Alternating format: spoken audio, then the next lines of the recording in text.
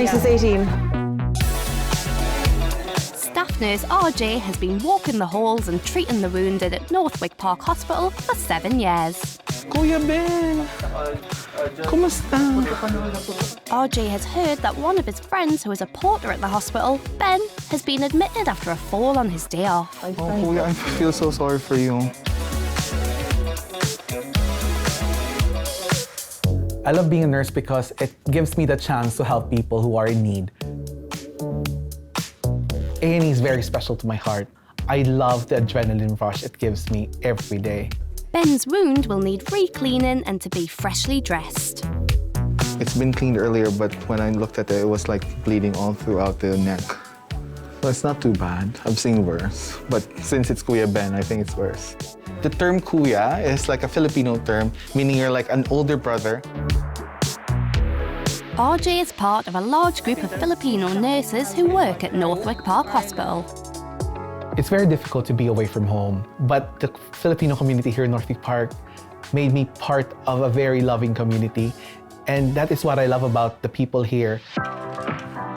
As if RJ is not loving life enough, he's just been promoted to a Band 7, which is the first step of senior management in nursing. Sister Laura phoned me, and then she told me, "Congratulations!" I was so surprised, and I started to burst into tears, and I was so happy. You deserve it. You deserve it. Long time coming, I I think. know. And I think this is like the culminating activity out of everything that I've done in the department for a good 7 years. There's a lot more responsibility when you are a Band 7. Band 6 deals with patient care still, but they will coordinate the beds as well, whereas the Band 7 deals more of the managerial skills of the department. I'm just so nervous about starting the whole thing, like running the department, and any advice? Whatever they throw on you, don't be affected. That is a very motherly advice. Stand tall. That is a very beauty queenly advice. I know Thank that's you. it. I know it will be difficult. It will be a difficult task to take, but I'm ready for it.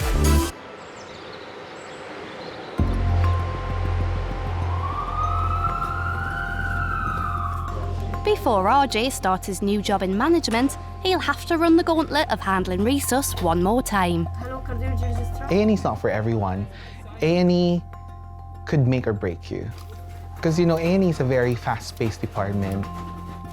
And if you're not happy dealing with this really sick and unwell patients, then probably you can consider somewhere else.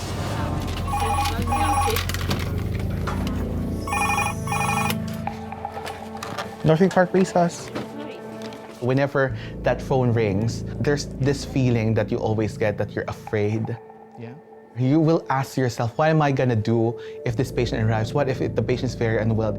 Am I good enough to become his nurse? Let's go, babe. We need a rectal probe. A 65-year-old male has been rushed into Resus with a dangerously low body temperature after being found unconscious and soaked through on the hospital grounds.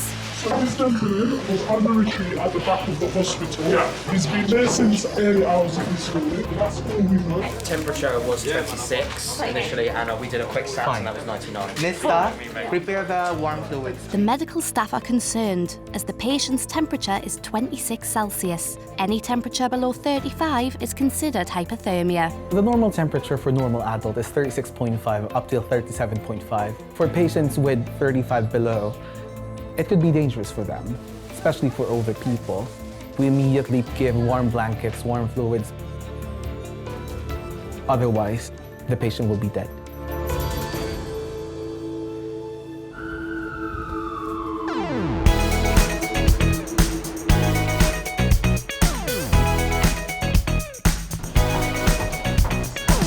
Hundreds of patients walk through the doors of Northwick Park Hospital every day.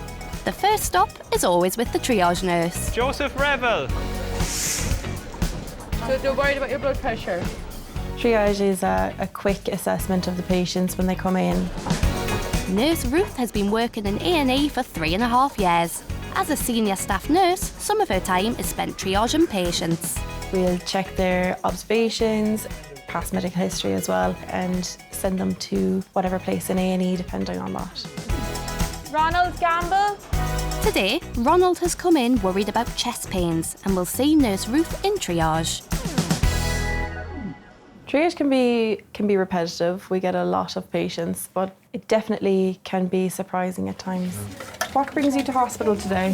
Nothing, I was having some chest pain. Some chest pain. When did that start? I'd say like 4 o'clock. Okay. I was getting off the bus. I just got some sharp pain. I felt like I got stabbed. Okay, so it was a stabbing pain. Yeah. Chest pain is a common presentation in A&E.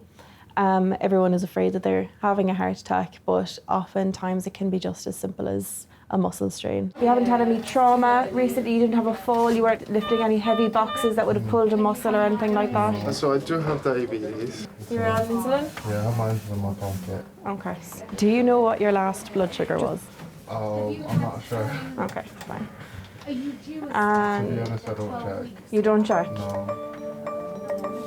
So a person who has diabetes should be checking their blood sugar levels multiple times throughout the day. If you don't check it, you could have a hypo, so your blood sugar will go into your boots, or you could have a hyper, so you have really high blood sugar. Both have their own implications. Why don't you check what your blood sugar is? Because it hurts my finger. Okay, I know it does. But yeah, I don't check regularly. okay. You know it's really important to check your blood sugar. Do you take insulin injections? That is just my needles, just a Just a injection, needle. yeah. So you can give insulin to yourself, but you can't check it. Because I know, like, if I don't take it, I'm gonna die. Yeah. So, yeah, I'd rather live. Okay. We'll talk about that later. Yeah, I'd rather live. I think when people don't think straight and can contribute to their problems becoming a bit worse. You know, if you have an aversion to needles but you're diabetic, you kind of have to get over it to maintain a healthy blood sugar. Otherwise, you could have serious implications. So what we're going to do today is we're going to do some blood tests and we will get an ECG. Okay, can you come with me?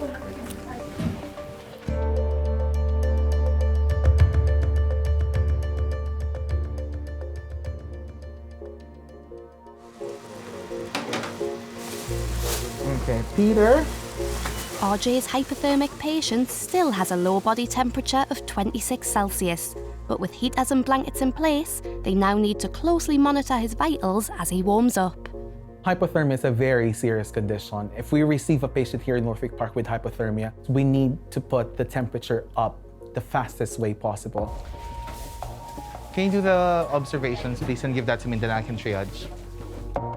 While RJ has been trying to save the hypothermic man, other patients have started to arrive into the department. The transfer from Ealing has arrived. Fantastic. Give me 1 sec.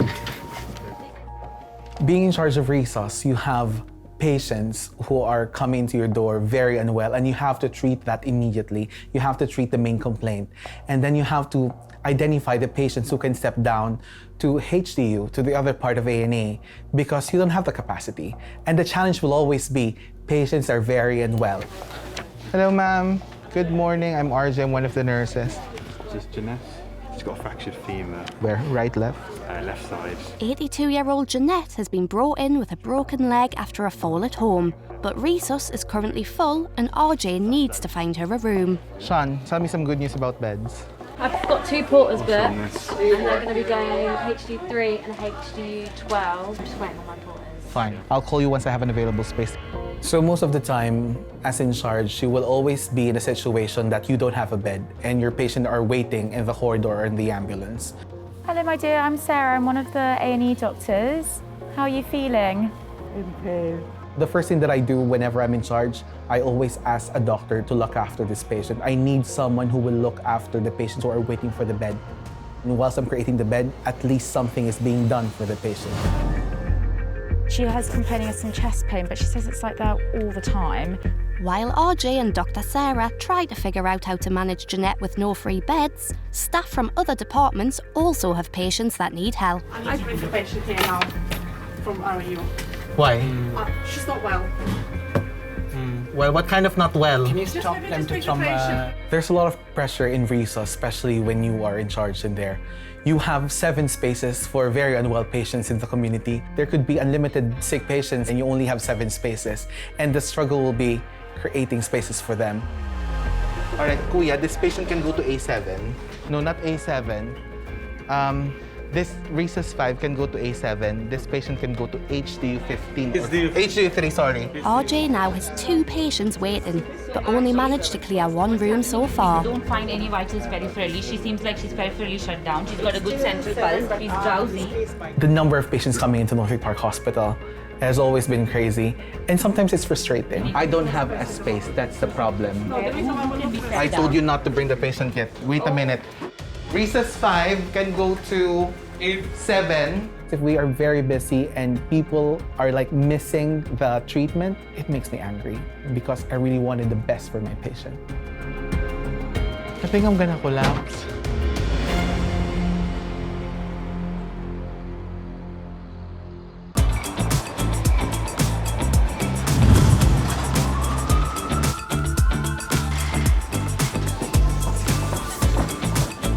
Resus 5 can go to 7. I hate this drama. All right, so this one went to A7. Senior nurse RJ is juggling beds and bays in Resus, trying to find room for incoming patients who are waiting. It's as if I have 1,000,000 beds in Resus. Goodness gracious. But he also has a seriously ill hypothermic patient whose body temperature was more than 10 degrees Celsius below what it should be.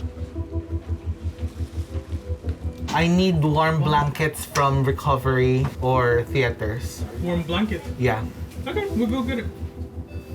The patient's temperature is still very low, so we are asking the people from the recovery if they can lend us the warm sheet because they have the machine that warms up the normal sheets that we have, and that's really effective. Peter will need to be closely monitored as staff continue to raise his temperature as quickly as possible. While Peter is being treated, RJ has to turn his attention back to the mountain patients waiting for a bed in Resus, including elderly Jeanette, with a broken leg who was transferred from Ealing Hospital. I know that, but I don't have any space at all, otherwise we will be in the corridor, which is not really ideal. I'm just gonna call you back once I have... The terminal cleaning team is here now. I'm gonna give you a ring at around 10 minutes. All right, thank you, bye. So the lady with the fracture from Ealing Hospital will be coming over, but the patient who was here earlier, remove his cannula. So all the bloods are on the floor. This is one of the unglamorous part of the job. When you're in charge of Resus, I think you're just being pulled in different directions. Well, it's part of the job. Because you have this job as a nurse to look after your patient, but it is also your job as a nurse in charge to look after the whole bay. And it's very difficult, especially during busy hours in A&E. Where's our lady from the ambulance? That's what you need to do, yes.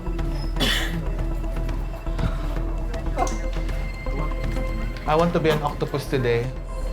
Now RJ has made space for 82-year-old Jeanette, he can focus on treating her broken leg. So where is the fracture again? Left. Left. On 3. 1, 2, 3. I've seen a lot of older people who has broken their bones, and it's very difficult for them. I think it will take a lot longer for them to heal because of their age.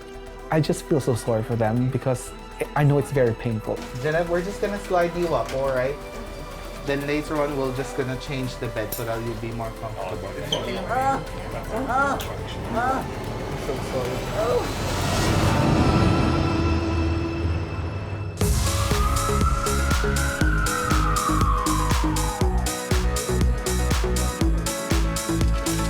Once a patient has been triaged, they often have to have bloods or an ECG to start off their medical investigation. Just stay as soon as you can for me. This is often done by a HCA or healthcare assistant. Healthcare assistants are there to help do all the general checks within the patient. We do ECGs to monitor a patient's heart. So if they come in with chest pains or any illness to do with their chest or their heart, we do a monitor just so the doctors can check to make sure there's no irregular heartbeat or any issues there. HCA Jade is about to take bloods from needle-phobic diabetic Ronald, who has come in concerned about chest pain. How are you with blood? Oh, I hate it. Oh no! I actually hate it. We have a lot of patients that can be afraid of needles. Having it done myself, I'm actually quite squeamish. I will be as gentle as I can. I'll become a better diabetic when I'm older. No good then. The blood test is to investigate his chest pains, but Ronald hates needles. Good veins.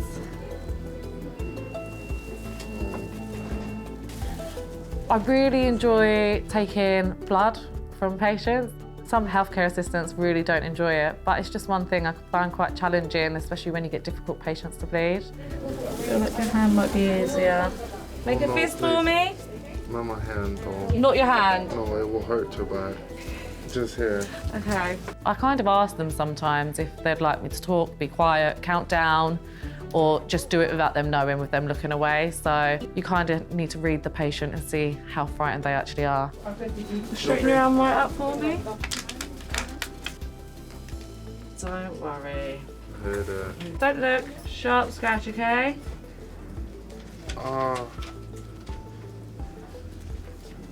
You alright? Yeah. Yeah? Yeah. All done. It's really satisfying, especially when someone's struggling and they're like, will you have a try? And then when you get it, you just feel like you've accomplished something. Oh, let me check your BM before you go in here. Jade's not letting him go just yet. Being a squeamish diabetic means that Ronald has neglected his blood sugar level checks. But while Jade's away, Ronald starts to realise why he hates having his blood taken. I'm just bleeding out. Yeah? Oh, let me put this. Just put your finger on it for a minute. Okay? That's it. It should be fine now. Okay. It just needed a bit more pressure and for a longer bit of time. Which finger? Just use the tough finger. Sharp scratch. 9.2. Not too bad. Not too bad. Instead of checking through your finger, did you know that you can get The the ones? freestyle. I'm gonna try that. Definitely go to your doctors and really push for it, because my friend's got one and she literally just taps it with her phone. So then you don't have to keep pricking your finger every day. Yes, and it hurts. Yes. He's the first one I've actually spoken to who is insulin dependent and has a fear of needles. So I do feel sorry for him because he has to do that daily. Bless him. But yeah, I've given him some tips to get the new gadget that's out for diabetic patients. I have an available space in HDU 12. Can she potentially step down? Can we just do a full set of obs on her, and then I might just run it past the reg, if that's okay? Just so Fine. we can Okay. stop her down. That's fine.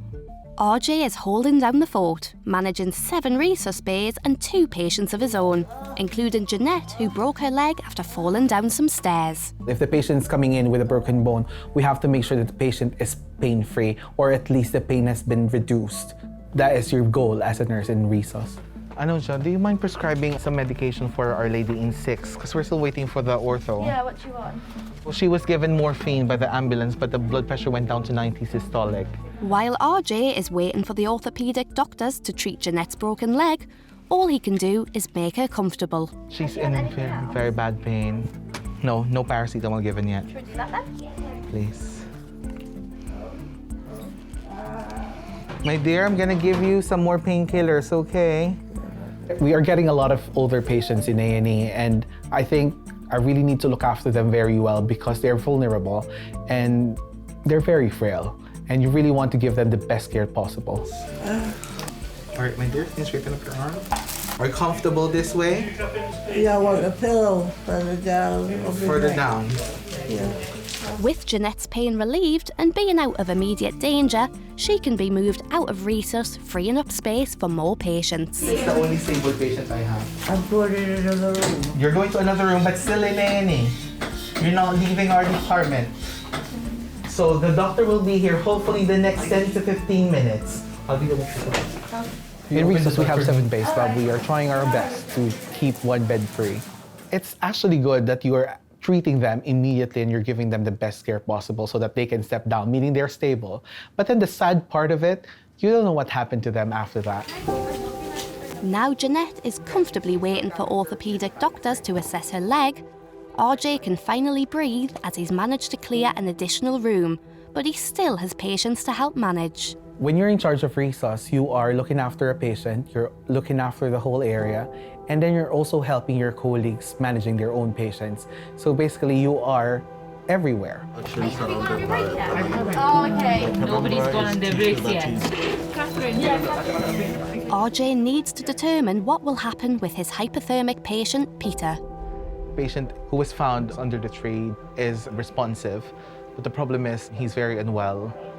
Peter's current temperature is 31.8 and rising, but will still need close observation until he reaches a normal level. We have to do the blood test to make sure that everything's all right. We need to put him under the bear hugger as well to make sure that the temperature is stable. Knock, knock. Hello, sir. Do you remember me? Do you remember me? Let me just check your blood pressure again. All right. How do you feel now? Slightly better. That's good. I think telling your patients that they're staying in the hospital overnight or a couple of days, I think is one of the difficult tasks that you're assigned to do. I think it's always been a challenge for me. All right, your numbers are getting better, but not good enough for you to go home today. So you will be staying here overnight or for a couple of days. All right, I just have to cover you up. Put your hand inside. And then I'll cover you up, all right? If you need anything, let us know. RJ's patients, Peter and Jeanette, will continue to be treated in other departments of Northwick Park Hospital.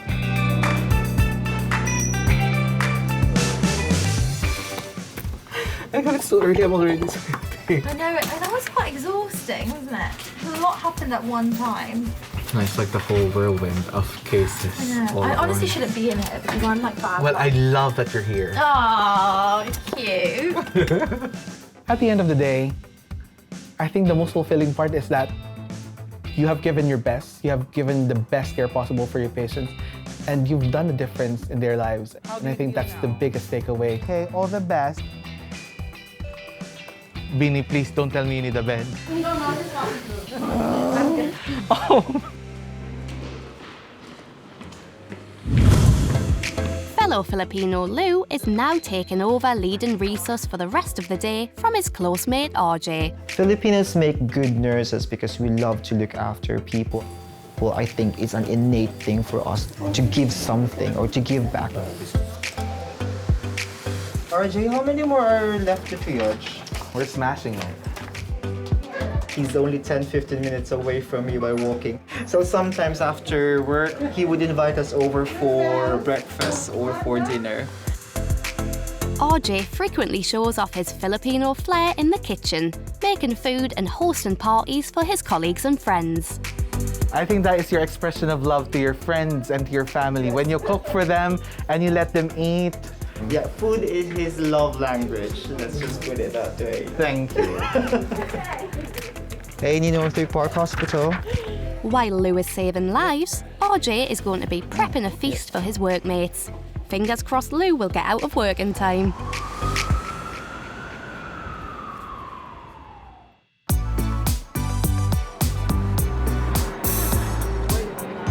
In the high dependency unit of A&E, it's business as usual for HCA Jade, helping to manage new arrivals.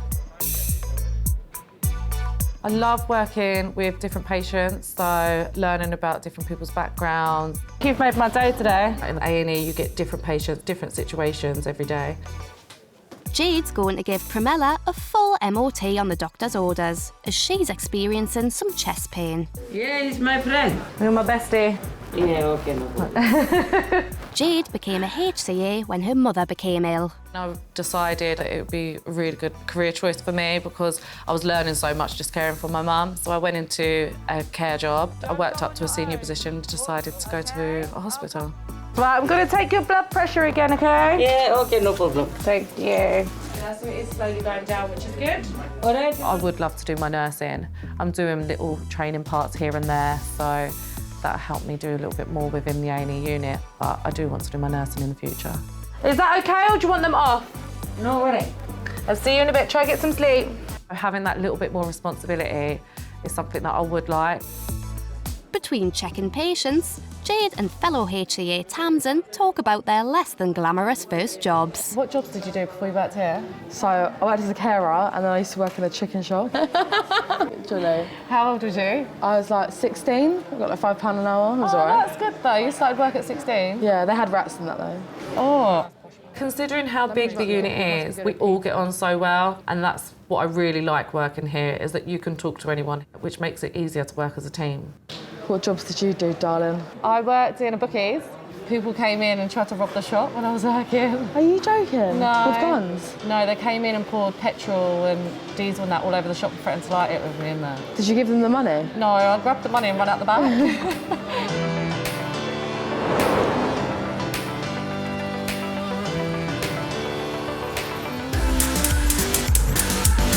RJ is preparing a Filipino feast for all his friends to celebrate his promotion. We had this here with barbecue. Oh my God! I love cooking for my friends because it's like an expression of my love for them. It's your gesture of your kindness to people, that when you're sharing food, you don't want them to get hungry. So why not share the experience with all of my friends? And then we're gonna do karaoke hopefully after that. So the meal that we're gonna have today is budol fight.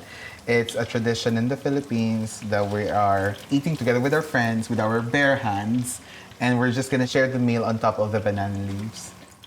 I usually cook food for my colleagues at work, especially the Filipino colleagues, because it's difficult to be far away from your family, and we've created a community here in London where we are like a family away from home.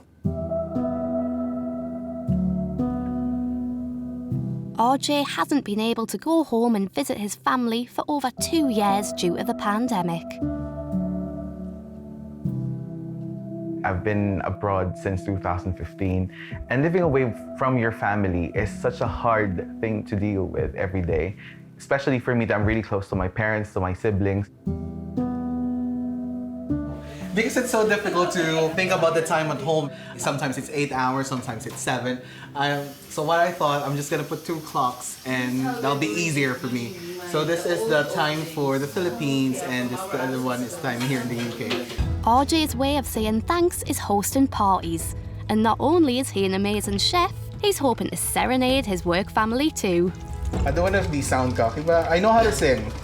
I was the president of a choral group when I was in college, so I think I can sing.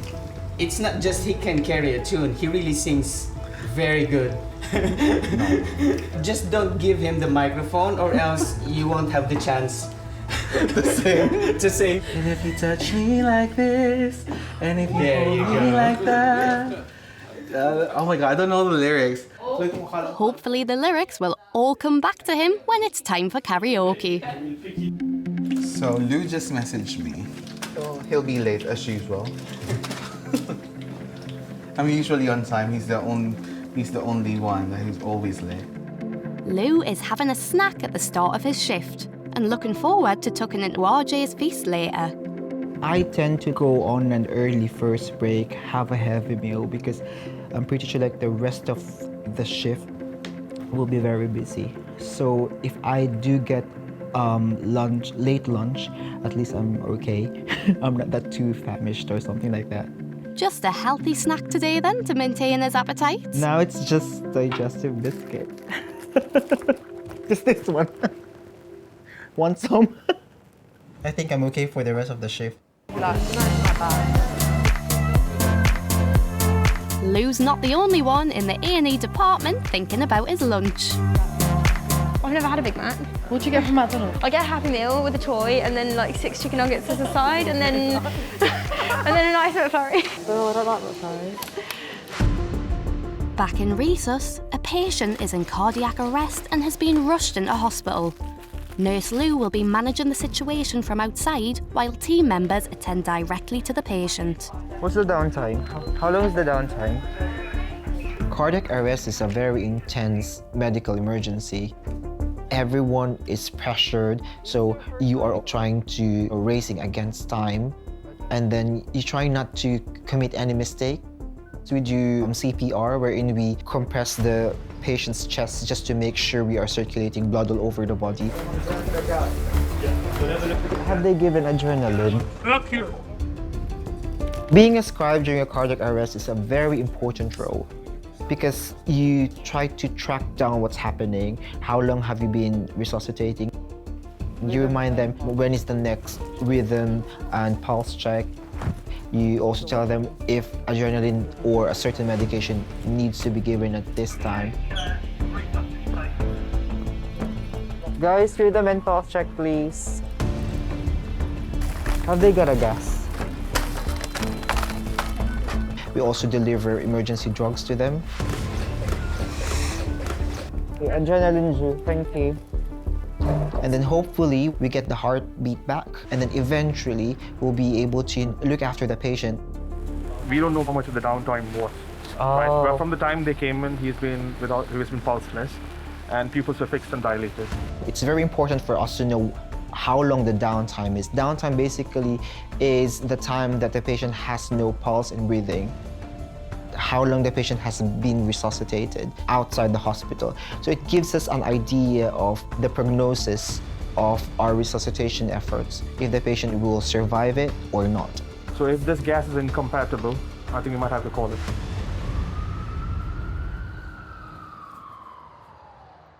Staff nurse Lou and the team in Resus have been trying to resuscitate a patient from a cardiac arrest who has been unresponsive for an unknown period of time.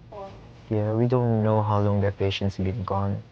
We do strive to try our very best to deliver the care during these kind of times, but sometimes our efforts can be futile. So if this gas is incompatible, I think we might have to call it.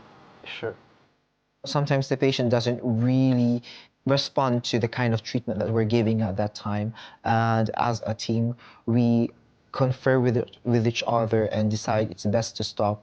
At the end of the day, what we want for this kind of patient is to have a dignified death, and I think that's the most important thing. It's really incomparable. 1831. 1831. Yep.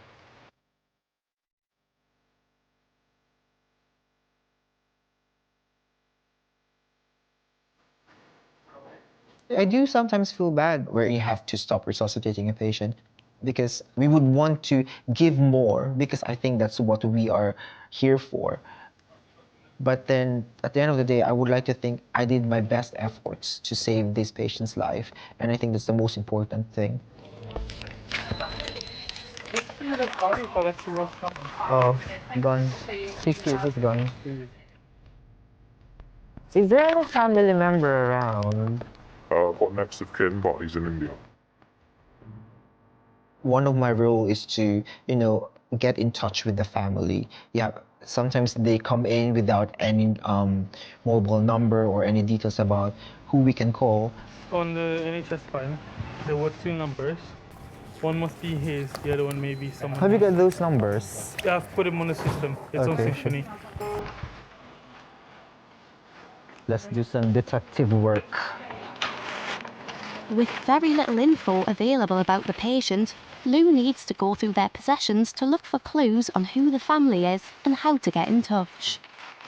Going through someone's stuff after they passed away, it does give you a picture of what they are outside the hospital.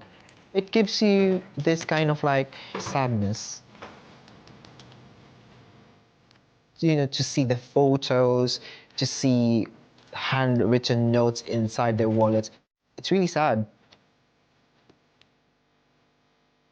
I think the reality just dawns in, oh, this patient has a family, and it becomes more personal. This patient just woke up, he or she has plans for today, and now this happens. What would that family feel knowing that their relative or their loved one just passed away? It's a really sad thing.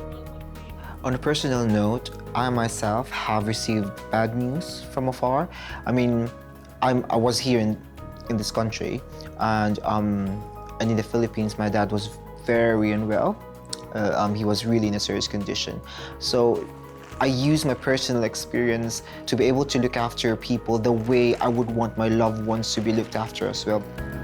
Lou needs to make sure the family are informed before he'll feel ready to end his shift. I've got 2 numbers here. Let's try to call. Tracking down patients' relatives can be a bit tricky because you don't want to end up calling someone else's, residence and then let them know someone died, only to find out it's the wrong person. So you have to be very careful in terms of who you call. And for me, I have to make sure that the number that I am calling is the number of the relative. Good morning, sir. This is Lou. I'm calling from London. Are you aware that your son is in the hospital? You want to be clear. You want to let them know that you did all the effort and you don't want them to, misunderstand you. Can I give the phone to the doctor who will be happy to speak with you? Is that all right? So a language barrier can be a bit of a challenge whenever you break a bad news. What language do you speak, sir? Gujarati? Okay. If you just hold on for 1 moment, I'll try and find a Gujarati speaker, okay? People don't really see a big picture of what we do as nurses, because what we do is like we look after a patient from birth to tomb, literally. I want someone to talk to you about what's happened today. Yes. So death is part of our job. It's what we experience, not every day, but we experience every now and then. Thankfully, Lou has managed to reach the family and have them informed of what has happened today.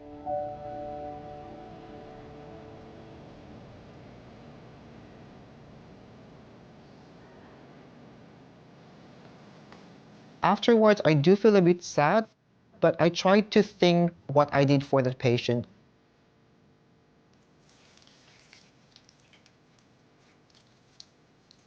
I always remind myself that you are not a hero at the end of the day. You can try your very best to save people's lives, but we don't have a special kind of power. The only thing that we can give to our patients at the end of the day is to deliver the best efforts, the best kind of service that we can give to them.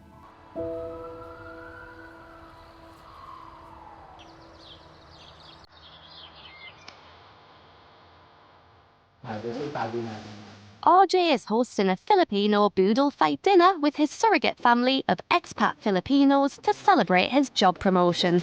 I want the layout to be like Instagrammable. Boodle fight is a tradition of the military. During the time when it was invented, the Marines were like literally fighting over food because there were limited resources. But now it has been developed through the years and we have a lot of food on the table and we're merely doing it for fun. So this is sweet pork barbecue. Love it. Thank you. When you're eating together with your own bare hands, I think you're sharing a part of yourself among the group. My friends are like the family I choose for myself. They are my backbone here. They are the one who's supporting me during my rough and down time. Every time I'm with them, I feel that I am myself. Who else is coming? Lou is coming. But no one can eat until best friend and hospital workmate Lou gets to the party.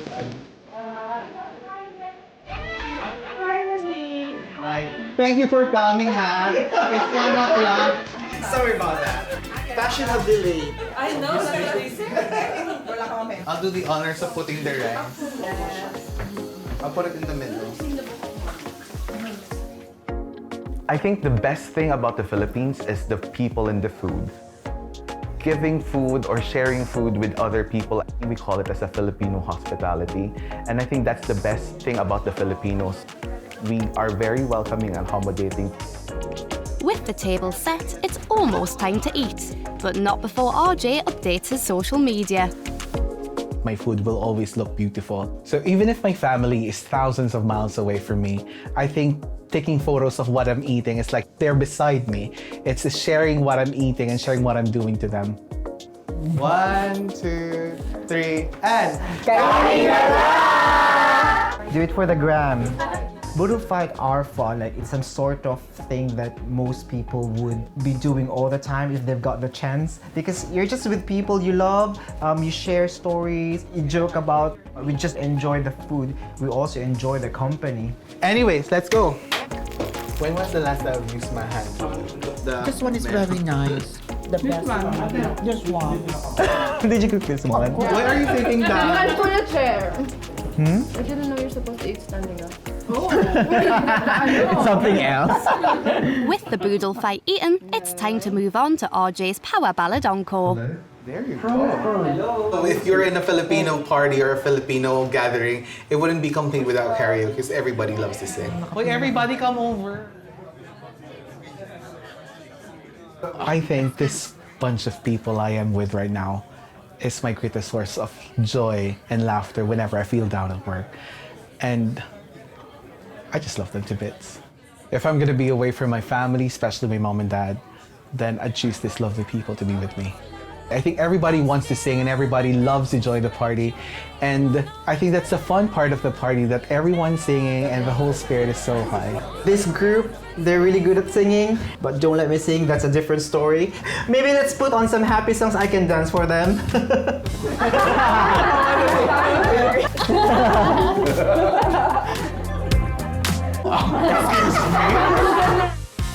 The Boodle fight went the way I really wanted. So I really just wanted to be surrounded with friends. I feel like homesick since like day one of COVID. And this, such kind of activities like has taken away my sadness.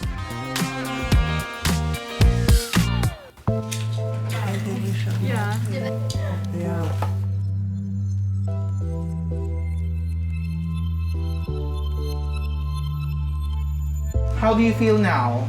Slightly better. That's good.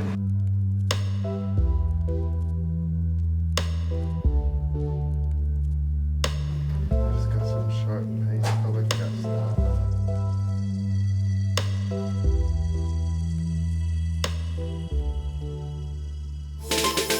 Next time on Emergency Nurses. So this lady is having a stroke. We were trying to get her out of the car. Left foot wouldn't come out. 1, 2, 3. For a road traffic collision like this one, a patient could die from it. If you can't bear the pain, just let me know, then I can give you something.